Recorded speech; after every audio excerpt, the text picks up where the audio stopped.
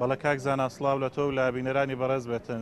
دیارە بانگەشەکردن بۆ سەرخستنی لیستی کۆمەڵی ئیسلامی کوردستان بەردەوامی هەیە لە قەزای سۆران. ئەمڕۆژ شاندێکی مەڵبەندی هەشت سۆرانی کۆمەڵی ئیسلامی بە یاوەری مامۆستا مەڕوان گەڵاڵی کاندیدی ژمارە 2 لە لیستی کۆمەڵی ئیسلامی کوردستان سەردانی بازاڕی سۆرانیان کردووە لە بانگەشە بۆ سەرخستنی لیستی کۆمەڵی ئیسلامی، هەروەها کاندیدانی کۆمەڵ ئەکەن. من بۆ زانیاری زیاتر لەسەر بەڕێوە چوونی شێوازی بانگەشەکان ئەچمەلای بەڕێز مامۆستا مەڕوان گەڵاڵی کاندیدی ژمارە 2 لە لیستی کۆمەڵی ئیسلامی. مامۆستا سڵاوت لێ بێتن. شێوازی بەڕێوەچوونی بانگەشەکەتان لە چاسێکدا و پێشوازی هاوڵاتیان چۆنە لە قەزای سۆران؟ بسم الله الرحمن الرحیم. دیارە ئەمڕۆ لەگەڵ برایانی مەڵبەندی هەشتی سۆرانی کۆمەڵی ئیسلامی لە بەردەوامی چالاکیەکانی هەڵبژاردننی سینۆ بەردەوامین لە ناو قەزای سۆران و لەخوا بە زیادی بێتن خەڵکەکە پێشوازیەکی گەرم و گوڕیان هەیە و ماندووبوون و هەڵوێستەکانی کۆمەڵی ئیسلامی بە بەرز دەنرخێنن و لەگەڵ بەراورد بە هەڵبژاردننی بەغدا گەرم و گوڕیەکی زیاتر لە ناو هاوڵاتیان هەیە، چونکە هەڵبژاردننی پەرلەمانی کوردستان جیاوازە لە هەڵبژاردننی ئەنجومەنی نوێنەران و خوازیارین کە خەڵک بە گەرم و گوڕتر بێتە سەر سندوقەکانی دەنگدان، چەند خەڵک گەرم و گوڕتر بێتن کەمتر بواری ساختەکاری و تەزویر و گۆڕینی دەنگەکان دروست دەبێتن و خوازیاری شەمە و خەڵکە متمانە بە لیستی 1994 کۆمەڵی ئیسلامی بکەن کە لیستێکە لە خزمەت هاوڵاتیاندا بووە لە ڕابردوو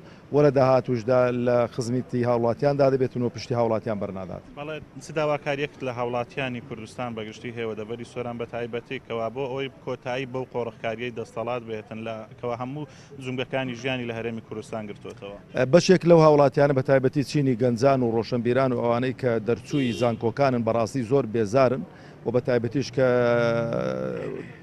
تعین نەکراون و هەریەکەی شادەیەکی بەرزی هەیە بەڵام تەماشە دەکەی ئیشێکی سەرەتایی و ئیشێکی سادە دەکاتن.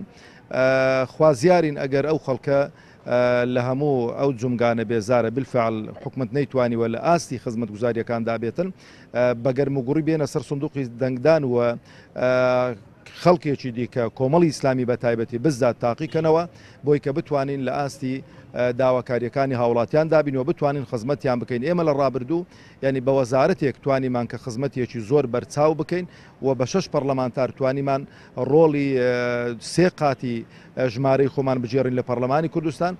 ئەگەر خەڵک متمانەی زیاترمان پێ بداتن گومانتان نەبێتن کە هەلی کار و خزمەت گوزاری زیاتر و ئەو داهاتەی کە لە هەرێمی کوردستان هەیە لە دەستێکی ئەمین دەبێت و لە خەڵکەکەی سەرفی دەکەینەوە.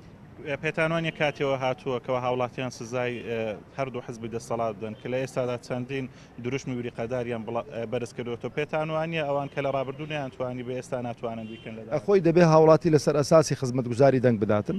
ینی ئەو دوو حزبەی کە ئەمڕۆ کە بانگەشە دەکەن تەماشە دەکەم زیاتر بانگەشەی ئەوە دەکەن کە خزمەتتان دەکەین و کە هەلیکارتان، بەڵام 27 ساڵە لە کوێن دەرێبوون خۆ هەموو سەرۆت و سامانی ئەو وڵاتە لە بەردەستی واندا بووە. ئەگەر لە خلال 27 ساڵ کە لەو پەڕی پارە زۆری دانیان توانی بێ ئەو بکەن ئێستانە کەش ناتوانن وەفادار بن بە ئەو بەڵێنانی کە بە خەڵکی هەرێمی کوردستانی دەدەن. بۆیە خوازیارم خەڵک بڕیاری چارە نووسازی خۆی بداتن و متمانە بە کۆمەڵی ئیسلامی بکاتنەوە بە لیستەکەی کۆمەڵی ئیسلامی بکاتن. بەڵێ زۆر سپاس بۆ بەڕێز مامۆستا مەڕوان گەڵاڵی کاندیدی ژمارە 2 لە لیستی کۆمەڵی ئیسلامی کوردستان ژمارە 194. بەڵە کاک زانم نەگەڕێمەوە لای تۆ. دیارە کۆمەڵی ئیسلامی لەم دەبەرە بانگەشەی بە شێوەیەکی فراوان دەست پێ کردووە سەرجەم ناوچەکانی سنووری مەڵبەندی هەشت سۆران بە سەر ئەکاتەوە هاوڵاتیانیش بە گەرموگوڕیەوە پێشوازی لە لیستی کۆمەڵی ئیسلامی و کاندیدانی دەکەن.